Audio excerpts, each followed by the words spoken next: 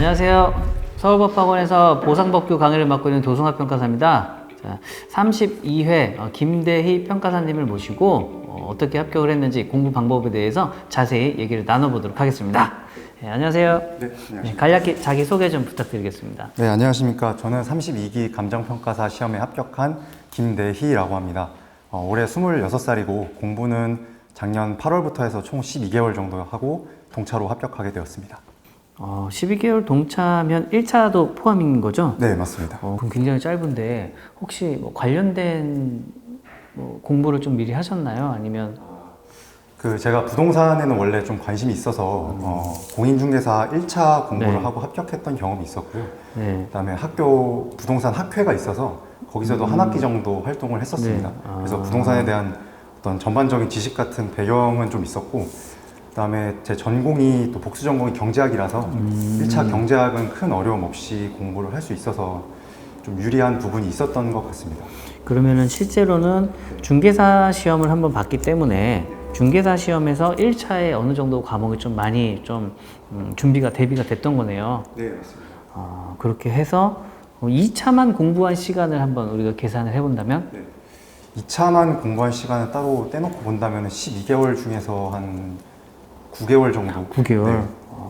그러면은 우리가 8개월에서 9개월 정도 될 것 같습니다. 점수가 혹시 실입업 점수가 어떻게 됐어요? 네, 실무가 43점이고 네. 이론이 52.5점, 그다음에 법규가 52점 이렇게 합격을 했습니다.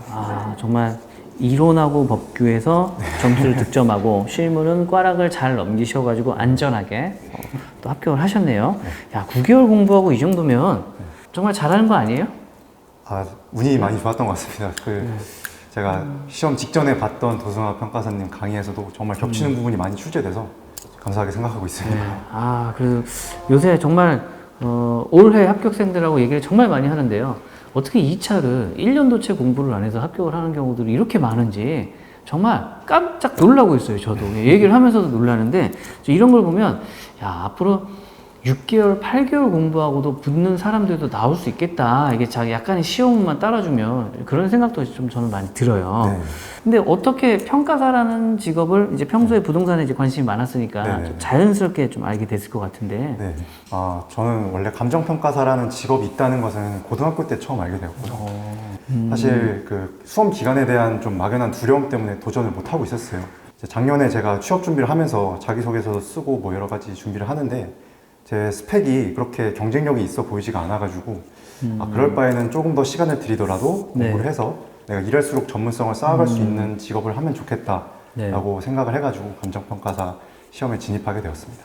네. 지금 이제 부동산에 관심이 많았었기 때문에 이제 이론은 좀 어느 정도 좀 친숙하게 다가갈 수 있었을 텐데 실무하고 법규는 굉장히 낯설잖아요. 네.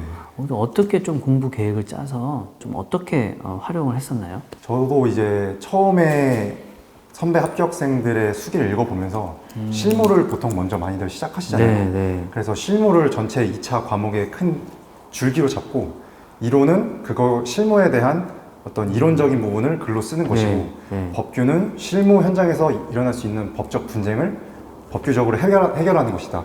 이런 취지로 생각을 해가지고 네. 일단 실무를 중심으로 하고 이론과 법규가 거기에 따라가는 그런 방식으로 해가지고 공부를 시작하게 됐습니다.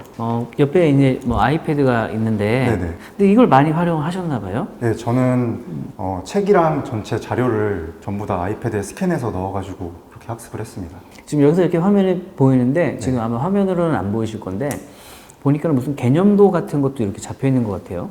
네, 이거는 제가 공부하면서 마인드맵으로 이렇게 처음에 간략하게 정리를 해가지고 네. 전체 어떤 쟁점이나 네, 이론의 네. 흐름을 파악하기 위해서 활용을 했던 거고요. 그러면 서브 같은 것도 다 아이패드를 활용해서 작성을 하신 거죠? 네, 저는 서브도 일단 처음에는 컴퓨터 워드로 작업을 한 다음에 그걸 PDF로 출력을 해서 전부 아이패드에 넣어서 봤고요. 그다음에 저는 이제 서브에다가 보통 단권화를 했는데 네. 저희가 책으로 단권화를 하게 되면 손으로 직접 적어야 되잖아요. 네. 근데 제가 글씨가 좋은 편도 아니고 또 이렇게 책 정리를 예쁘게 하는 편도 아니어가지고 다 타이핑으로 치고 좀 더 효율적으로 그다음에 효과적으로 공부할 수 있었던 것 같습니다. 충분히 그러면 투자할 가치가 있다고 생각합니다. 우리가 막 쳐서 입력을 할 때, 네. 내용은 어느 정도로 좀 숙지가 된 상태에서 쓰는 게 좋은가요? 일단은 평가사님 강의를 들으면서 네. 이제 중요한 쟁점이라고 말씀해주신 부분들을 위주로 정리를 했고요. 네. 그다음에 평가사님께서도 수업하시면서 서브는 어떤 식으로 작성을 해라라고 가이드를 주셨잖아요. 네. 그 서브 작성법이라 해서 1일차부터 5일차까지. 그렇죠. 예, 많이 얘기하죠. 예. 네, 저는 최대한 그걸 따라가지고 작성을 하려고 했던 것 같습니다. 우리가 또 감정평가사 시험이 이제 스터디라는 특수한 이제 제 학원 제도가 있잖아요. 네. 종합 모의고사를 이제 일주일에 한 번씩 매주 보는데 사실 서울법학원에서 몇 등 정도 하면 합격을 할 수 있는가? 그거 정말 많이 나오거든요. 우리 12월의 영광이나 이런 카페 같은 데 가서 보면은 네.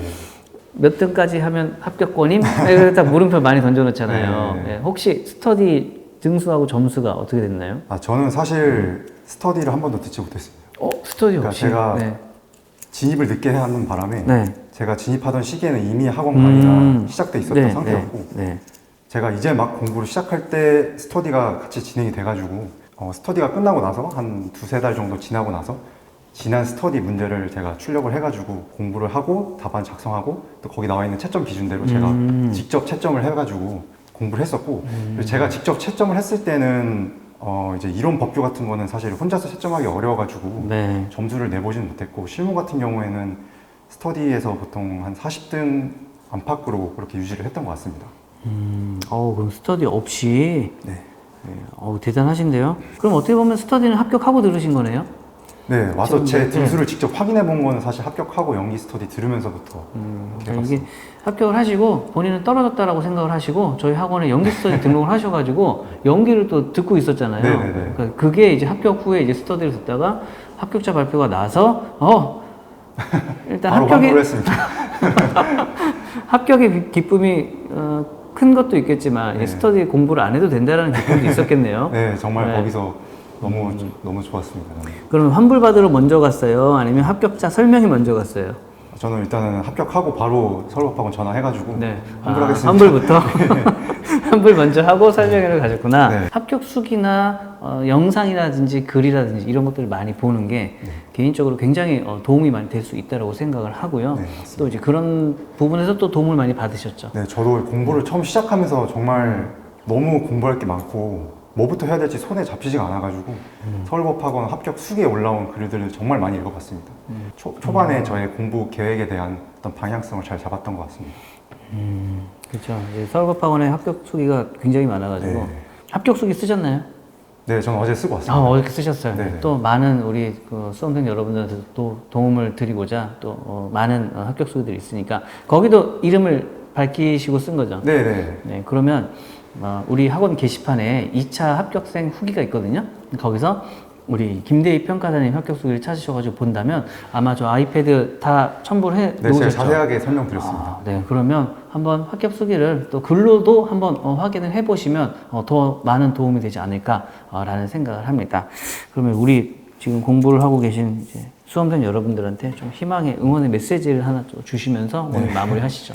네, 제가 두 가지 정도를 말씀드릴 수 있을 것 같은데요. 저 같은 경우에는 처음부터 끝까지 온라인으로 공부를 했는데 온라인 수강생 분들도 온라인이라고 절대 불안해 하시지 마시고 온라인 환경에서만 누릴 수 있는 장점들이 있기 때문에 그런 부분들을 충분히 활용하신다면은 충분히 온라인으로도 단기 합격이 가능하실 거다 이렇게 저는 생각을 하고요. 그다음에 두 번째로는 시험을 시작한 입장에서 마인드셋을 가지는 게 정말 중요하다고 생각합니다. 저 같은 경우는 일단은 시작한 이상 짧고 굵게 끝내겠다. 그 다음에 나는 무조건 감정평가사 시험에 합격하겠다. 이 생각을 가지고 공부를 했고 초반에 본인의 마음을 다 잡으시고 우직한 마음으로 끝까지 완주하셔서 꼭 합격하셨으면 좋겠습니다. 우리 김대희 평가사님께서 좋은 얘기를 많이 나눠주셨는데요. 또 열심히 열공하셔가지고 이제 33회 합격의 기쁨을 또 마음껏 누리시기를 기원 드리겠습니다. 감사합니다. 그럼 저희 우리 마지막으로 화이팅구 한번 외치고 네, 마무리 하시죠. 뭘로 할까요? 감정평가사 합격으로 하겠습니다. 감정평가사 합격. 네. 그럼 하나, 둘, 셋. 감정평가사 감정평가사 합격!